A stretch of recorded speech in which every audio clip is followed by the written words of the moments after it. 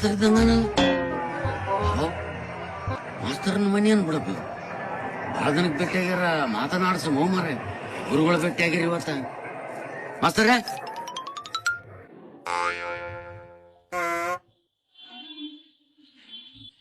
ನಮಸ್ಕಾರ ರೀ ಮಾಸ್ತರ. ಯಾರ ನೀನು? ನಾನ್ರಿ ಮಾಸ್ತರ, ಶಾಂತಗಿರಿ ಶಾಂತಪ್ಪನ ಮಗ ರೀ. ಓಹೋ, ಈಗ ಗುರ್ತು ಸಿಕ್ತಡಪ್ಪ. ಸರಿ, ಈಗ ಏನ್ ಮಾಡಕತ್ತಿದ್ದಪ್ಪ? ಮಾಸ್ತರ ನೀವ್ ಅಂತಿದ್ರಲ್ರಿ ನುಡಿಗೆ 100 ಸಲ ದನಕಾಯಿ ಅಂತ, ಈಗ ದನನೇ ಕಾಯಕಚ್ಚಿಲ್ರಿ ಮಾಸ್ತರ. ಸರ ಮತ್ತೆ ನಿಮ್ಮ ಅಣ್ಣ ಬಂದಿದ್ನಲ್ಲ ಅವನ? ನಮ್ಮ ಅಣ್ಣ ರೀ, ಅವನು ಕಾಯಕಚ್ಚ. ಸರಿ, ಈಗ ಮಕ್ಕಳು ಎಷ್ಟು ಮಂದಿ? ನನಗಿರ ಒಬ್ಬನೇ ಮಗ ರೀ, ಇಲ್ಲಿ ಸರ್ಕಾರಿ ಶಾಲೆಗ ಮಾಸ್ತರ್ ಆಗ್ಯಾನ. ಅವಾಗ ನಮ್ ಕಾಲ ಹಂಗೆ ಇತ್ರಿ. ನೀವನು ಮತ್ತೆ 10ನೇ ಕ್ಲಾಸ್ ಫೇಲ್ ಆದ್ರೂ ನಿಮಗ ನೌಕರಿ ಸಿಗ್ತತ್ತು. ನೀವು ನಮ್ಮ ಪಾಲಿಗೆ ಮಾಸ್ತರ್ ಆಗಿ ಬಂದಿರಿ.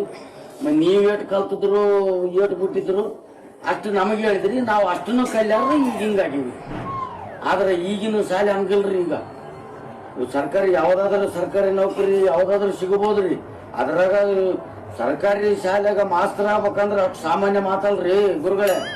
ಯಾಕಂದ್ರೆ ಈಗ 12 ನಮೂನಿ ಪರೀಕ್ಷೆ ಬರೆಸಿ 12 ತಂಡ ಜಲ್ಡಿ ಇಡೋದು ಆರಿಸಿ ತೆಗಿತಾರ್ರಿ. ಅಂತ ಪೂರ್ತಿ ಹುಷಾರಿದ್ದವ್ರನ್ನ ಮಾತ್ರ ಸರ್ಕಾರ ಆಯ್ಕೆ ಮಾಡ್ಕೊಂಡು ಸರ್ಕಾರಿ ಶಾಲೆ ಮಾಸ್ತರ್ನಾಗಿ ಮಾಡಕತ್ತಾರ್ರಿ. ಹಂಗಾಗಿ ಈ ಕಾಲಕ್ಕ ಮಾಸ್ತರ್ನು ಶಾಣ್ಯದಾರ, ಚಿಕ್ಕಳನ್ನು ಶಾಣ್ಯರಾಗ್ಯಾರ. ನಮ್ ಕಾಲಕ್ಕೆ ಮತ್ತೆ ಮಾಸ್ತರ್ನ ದಾಟ ಇದ್ದಲ್ರಿ, ನಾವು ದೊಡ್ಡರಾದೀವಿ ಅಲ್ರಿ ಮಾಸ್ತರ. ಮತ್ತೆ ನೀವು ಅವಾಗ ಲಸ ಮಾಸ ಕಂಡು ಹಿಡಿಯೋದು ಹೇಳಿಕೊಡ್ರಿ ಮಾಸ್ತರ ಅಂತ ನಾವು ದಿವಸ ಕೇಳಿದ್ರ ನಾಳೆಗೆ ಹೇಳ್ತೀನಿ ಅನ್ಕಂತ 10ನೇ ಕ್ಲಾಸಲ್ಲಿ ಮುಗಿಸ್ಬಿಟ್ರಿ. ಮತ್ತೆ ಈಗ ಹೇಳಿಕೊಡ್ರಿ. ಗಂಡ ಸುಮ್ಮನೆ ನಡಿ. ಈಗೆಲ್ಲ ನಂದೆಲ್ಲ ಆಗ್ಯದ, ಈಗ ಹೇಳ್ಬೇಕಂದ್ರೆ